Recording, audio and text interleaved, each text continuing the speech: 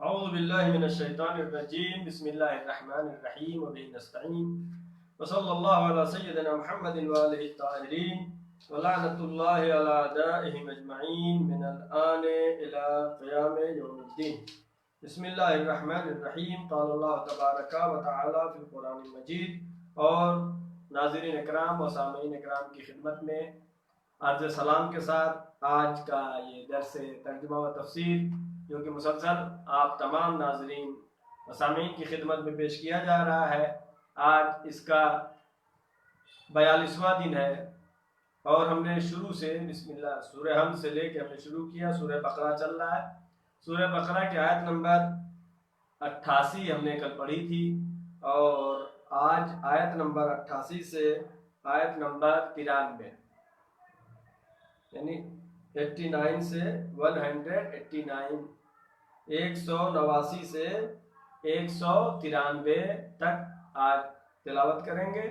اور ناظرین سے گزارش ہے کہ کوشش کریں کہ قرآن مجید جب درس کو سنیں تو ساتھ میں اپنے پاس قرآن مجید میں دیکھتے رہیں تو زیادہ سے زیادہ فائدہ حاصل کیا جا سکتا ہے۔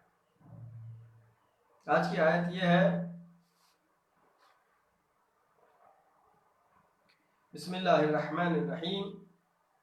یسألونک عن الأہلہ قل ہی مواقیت للناس والحج وليس البر بأن يأتوا البيوت من ظهورها ولكن البر من اتقى وآتوا البيوت من أبوابها واتقوا الله لعلكم تفلحون۔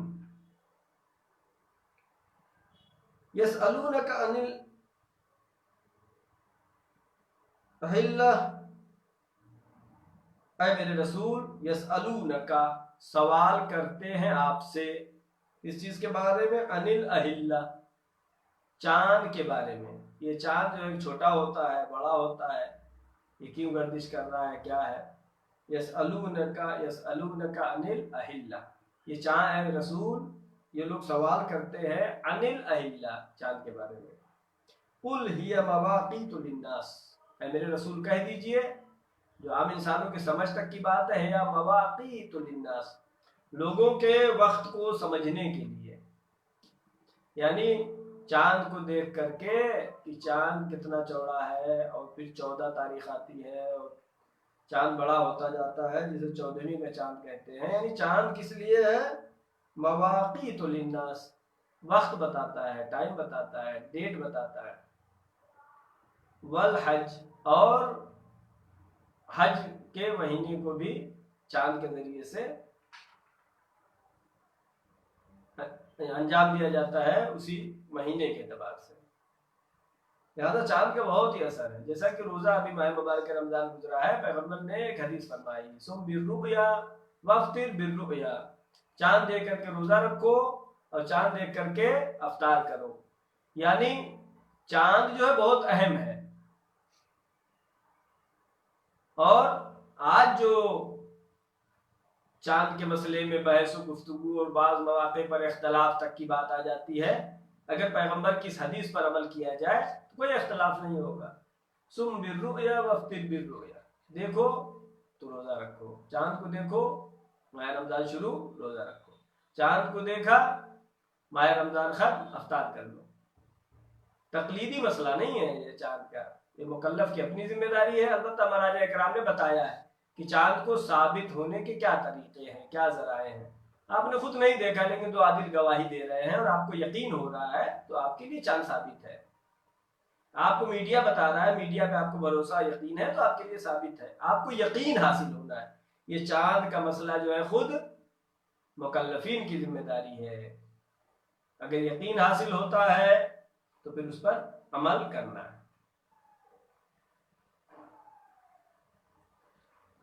آگے آیت کیا ہے؟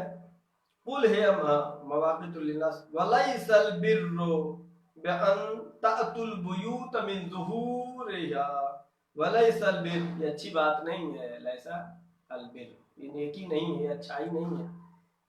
ان تأتوا البیوت من ظہورها، لوگوں کے گھروں میں پیچھے سے داخل ہو، دیوار پھاند کر کے کود کر کے داخل ہو، یہ صحیح نہیں ہے. وَلَٰكِنَّ الْبِرَّ مَنِ اتَّقَىٰ، لیکن نیکی یہ ہے، اچھائی یہ ہے، بھلی بات یہ ہے کہ تقوی اختیار کیا جائے. یعنی گھروں میں دروازے سے داخل ہونا چاہیے، دیوار سے کود کے نہیں داخل ہونا، بغیر اجازت کے نہیں داخل ہونا. وَلَٰكِنَّ الْبِرَّ مَنِ اتَّقَىٰ، نیکی یہ ہے جو تقوی اختیار کرے انسان، یعنی کود کے نہ جائے، متقی بن جائے، امام المتقین کو ماننے والا ہو، متقی. آگے آئے تاکید کر رہی وَأْتُوا الْبُيُوتَ مِنْ أَبْوَابِهَا، گھروں میں داخل ہو دروازے سے.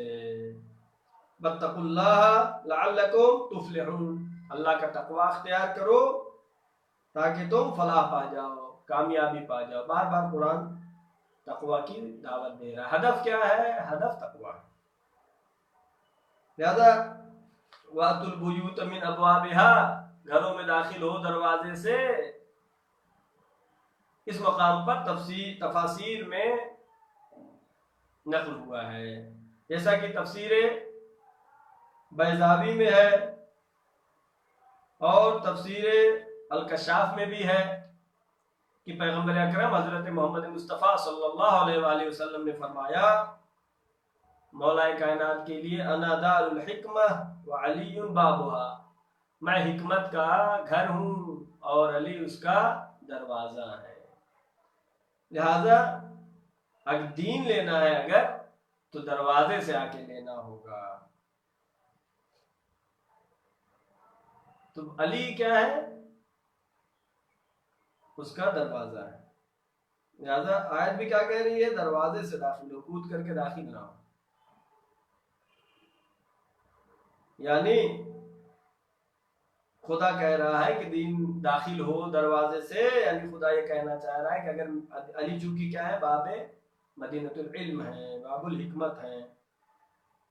میرا دین، اللہ کہہ رہا ہے میرا دین اگر لینا ہے، میرے قرب کو اگر تم حاصل کرنا چاہ رہے ہو اور اس کی منزلت کو چاہ رہے ہو تو پھر یہ میرا قرب ملے گا علی کے ذریعے سے. تم کو منزلت ملے گی علی کے ذریعے سے. تم کو اگر دین لینا ہے تو علی سے لینا ہے. اگر علی کا دروازہ چھوڑ کر کے دین لوگے تو حقیقی دین تم کو ملنے والا نہیں ہے، نہیں ملنے والا ہے. لہذا امامت کہ جو ہمارا عقیدہ ہے کہ امام جو ہیں منصوص من اللہ ہوتے ہیں، اللہ بنا کے بھیجتا ہے، دنیا میں انسانوں کو بنانے کا اختیار نہیں ہے. لہذا ہم جن 12 اماموں کو مانتے ہیں جو کہ معصوم ہیں، ہمارا عقیدہ ہے وہ منصوص من اللہ ہے، اللہ کی طرف سے بنائے ہیں. تو معلوم یہ ہوا کہ امام کا بنانا یہ اللہ کا کام ہے، انسانوں کا کام نہیں ہے. جیسا کہ پچھلی آیتوں میں پڑھا انی جاعلک للناس اماما، کہ جناب ابراہیم کے بارے میں خدا کہہ رہا ہے انی جاعلک للناس اماما. جب جناب ابراہیم کا امتحان لے لیا مختلف طریقوں سے اور ہر امتحان میں جناب ابراہیم علیہ السلام کامیاب ہوتے رہے تو پھر خدا نے کہا ہم تمہیں لوگوں کا امام بنانے والے ہیں. تو امامت ایسی چیز نہیں ہے جیسا کہ امت نے آج کل فیصلہ کر لیا کہ ہم خود خلیفہ بنا لیں گے. خود خلیفہ بنانے کی گنجائش نہیں ہے، اس لیے کہ خدا کہہ رہا ہے کہ انی جو ہے تاکید ہے، انی یعنی میں بناؤں گا. لہذا امام کو خدا معین کرے گا، اصحاب معین نہیں کریں گے، بندے معین نہیں کریں گے.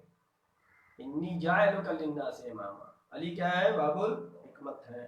پیغمبر نے فرمایا انا دار الحکمہ وعلی بابها، میں دار حکمت ہوں، علی اس کا دروازہ ہے. اب اگر علم لینا ہے علی کے پاس تو دروازے سے آنا ہوگا. علی شہر علم ہے، علی مولا رسول اللہ شہر علم ہے، دار الحکمت ہے اور علی اس کا دروازہ ہے. تو اب اگر دین کو لینا ہے تو مولا کائنات سے لینا ہے. لہذا اب جو خلافت کے مسئلے میں کہتے ہیں کہ رسول اللہ کسی کو معین کر کے نہیں گئے خلیفہ، کسی کو بنا کر کے نہیں گئے خلیفہ، یہ رسول اللہ پر تہمت اور الزام ہے. ہم ہر چیز برداشت کر سکتے ہیں، رسول پر تہمت برداشت نہیں کرتے. یعنی جب رسول آخری رسول ہے، دنیا سے جا رہا ہے، تو کیا دین کو اسی طرح رسول اللہ چھوڑ کر چلے جائیں گے؟ وہ دین جو جناب آدم سے چلا. لہذا اس بارے میں تو ہے غدیر خم کا واقعہ ہے کہ پیغمبر نے فرمایا کہ میں من کنت مولا ہو فہذا علی مولا، جس کا میں مولا ہوں اس کے علی مولا ہے. اور پھر اکمال دین کی سند مل گئی. لیکن اور جن کو خلیفہ بنایا گیا ان کے لیے رسول اللہ کی کوئی حدیث نہیں ہے کہ ان کو خلیفہ بنایا. بہت سی حدیثیں جو اہل سنت میں کہیں ملتی ہیں کہ رسول اللہ بہت چاہتے تھے، بہت محبت کرتے تھے. چاہنا اور ہے، محبت کرنا اور ہے، خلیفہ بنانا اور ہے. رسول اللہ مولا کائنات کو خلیفہ بنا کے گئے، قرآن بھی کامل کر کے گئے، اہل بیت بھی دے کے گئے، مورثی کر کے گئے. حدیث کے ساتھ موجود ہے اور پیغمبر نے فرمایا انی تارک فیکم الثقلین، میں تمہارے درمیان دو گراں قدر چیزیں چھوڑے جا رہا ہوں. کتاب اللہ ہے و اطرتی اہل بیتی، اللہ کی کتاب میری اطرت. تو عام مسلمان آج جو مان رہا ہے کہ رسول اللہ قرآن بھی کمپلیٹ کر کے نہیں گئے، اہل بیت اور اپنی خلیفہ بھی بنا کے نہیں گئے، درحال کہ ہمارے عقیدے کے مطابق قرآن مجید رسول کے زمانے میں کامل تھا اور رسول اپنے خلیفہ کا اعلان بھی کر کے گئے تھے. لہذا آیت قرآن جو ہے کیا کہہ رہی ہے؟ وَآتُوا الْبُيُوتَ مِنْ أَبْوَابِهَا، گھروں میں دروازوں سے داخل ہو. اور دارالحکمت کا دروازہ مولا کائنات. وَاتَّقُوا اللَّهَ لَعَلَّكُمْ تُفْلِحُونَ، ابھی جو تفسیروں کو میں نے نام لیا ہے اہل سنت کی تفسیر ہے. وَاتَّقُوا اللَّهَ لَعَلَّكُمْ تُفْلِحُونَ، اللہ کا تقوی اختیار کرو تاکہ تم کامیاب ہو جاؤ. اب آیت نمبر 190، وَقَاتِلُوا فِي سَبِيلِ اللَّهِ الَّذِينَ يُقَاتِلُونَكُمْ وَلَا تَعْتَدُوا إِنَّ اللَّهَ لَا يُحِبُّ الْمُعْتَدِينَ. وَقَاتِلُوا فِي سَبِيلِ اللَّهِ الَّذِينَ يُقَاتِلُونَكُمْ، اللہ کی راہ میں جہاد کرو، اللہ کی راہ میں جنگ کرو. کس سے جنگ کرو؟ وَقَاتِلُوا فِي سَبِيلِ اللَّهِ، جہاد کرو، جنگ کرو، تلوار چلاؤ، فی سبیل اللہ، اللہ کے لیے، مال دنیا کے لیے نہیں. کن سے جہاد کرو؟ الذین یقاتلونکم، جنہوں نے تمہارے ساتھ زیادتی کی ہے، جنہوں نے تم پر ظلم کیا ہے، ان سے مقاتلہ کرو. اب آگے قرآن بہت حساس لفظ کہہ رہا ہے، وَلَا تَعْتَدُوا. یہ ہے دین اسلام. دین اسلام کو سمجھنا ہے تو قرآن سے سمجھنا ہوگا، دین اسلام کو سمجھنا ہے تو اہل بیت سے سمجھنا ہوگا. اگر دین اسلام کو آپ جو ہے بنی امیہ اور بنی عباس جیسے خلفاء سے سمجھنا چاہیں گے تو اسلام کی حقیقت صورت دنیا کے سامنے نہیں آ سکے گی. اگر آپ دین اسلام کو بادشاہوں کی حکومتوں کے ذریعے سے سمجھنا چاہیں گے تو حقیقی دین اسلام نہیں معلوم ہوگا. اللہ کیا کہہ رہا ہے؟ وَلَا تَعْتَدُوا. کس سے؟ جس نے زیادتی کی ہے، جس سے جہاد کرنے کا حکم ہو رہا ہے، اس میں کیا کہہ رہا ہے خدا؟ وَلَا تَعْتَدُوا، لیکن زیادتی مت کرو، لیکن زیادتی مت کرو. جنگ میں بھی زیادتی مت کرو. جو تمہارا حق ہے اس کو لے لو، اس سے زیادہ نہیں لے سکتے. لہذا قرآن مجید کی آیت ابھی کچھ دن پہلے بھی پڑھا ہم نے، وَلَا لَا تَظْلَمُوا وَلَا تُظْلَمُوا، نہ ظلم کرو نہ ہی ظلم سہو. لہذا دفاع واجب ہے، دفاع واجب ہے، لیکن یہ نہیں کہ آپ جائے کسی پہ حملہ کریں. قرآن کیا کہہ رہا ہے؟ وَلَا تَعْتَدُوا، یعنی دشمن کے ساتھ بھی زیادتی نہیں. اپنے ساتھ کی الگ بات ہے، جو تم سے جنگ کرنے آیا ہے، جو تم سے تلوار چلا رہا ہے، اس کے ساتھ بھی زیادتی نہیں ہو. بس کتنا؟ اگر ایک تماچا اس نے مارا ہے تو بس اس کے بدلے میں ایک ہی تماچا. لا تظلموا ولا تظلموا، یہ ہے حقیقی اسلام. نہ ظلم کرو اور نہ ظلم سہو. کیوں؟ یہ جہاد کا جو وقاتلوا فی سبیل اللہ، اللہ کے راستے میں، اللہ کے لیے جہاد کرو، اپنے لیے نہیں کرو، مال غنیمت کے لیے نہیں کرو. لہذا جو مقاتلے کا حکم دیا ہے خداوند عالم نے، جہاد اور جنگ کا حکم دیا ہے خداوند عالم نے، وہاں بھی یہ بھی کہا وَلَا تَعْتَدُوا إِنَّ اللَّهَ لَا يُحِبُّ الْمُعْتَدِينَ. اللہ زیادتی کرنے والوں کو دوست نہیں رکھتا ہے، ظلم کرنے والوں کو اللہ دوست نہیں رکھتا ہے، بلکہ اسلام عدالت کا مذہب ہے، عدالت ہونا چاہیے۔ اگر کسی نے دشمنی بھی کی، اگر کسی نے تمہارے ساتھ زیادتی بھی کی تو تم اس کے ساتھ زیادتی نہیں کرو، یہ نہیں مطلب ہے کہ تم اس کے اوپر زیادتی کر لو، جو تمہارا حق ہے اتنا لے سکتے ہیں۔ اب آگے جو ہے آیت نمبر 191،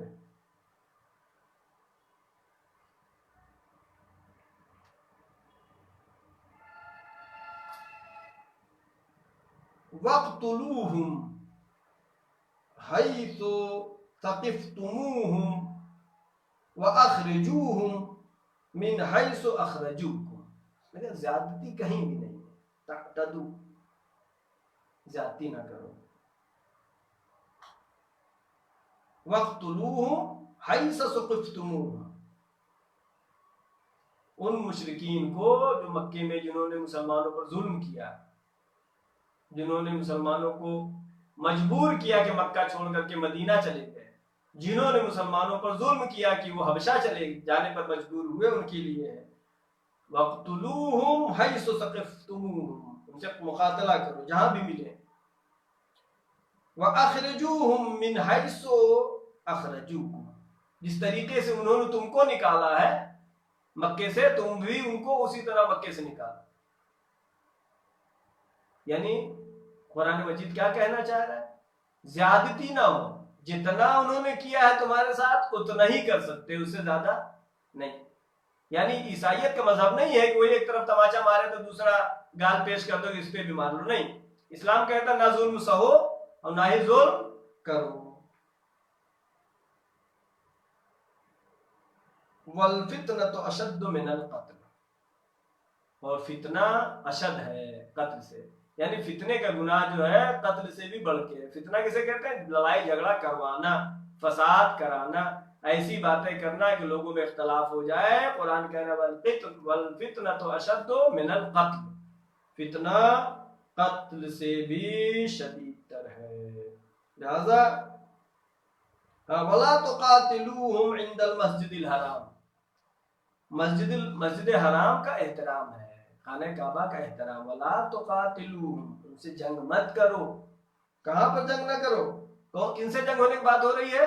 جنہوں نے ظلم کیا تھا، جنہوں نے مسلمانوں کو مکے سے باہر نکلنے پر مجبور کر دیا تھا، ان کے لیے حکم ہو رہا ہے۔ وَلَا تُقَاتِلُوهُمْ عِنْدَ الْمَسْجِدِ الْحَرَامِ، مسجد حرام کے پاس ان سے مقاتلہ نہ کرو، مسجد حرام کے ساتھ پاس ان سے جہاد نہ کرو۔ لیکن اگر وہ دیکھیں کہ قرآن یہ کہہ رہا ہے کہ مسجد حرام میں تلوار چلانا منع ہے، اور پھر وہ آ کر کے وہیں پہ حملہ کریں، تو پھر کیا ہے؟ وہاں پہ برداشت نہیں کرنا ہے، ظلم سہنا نہیں ہے۔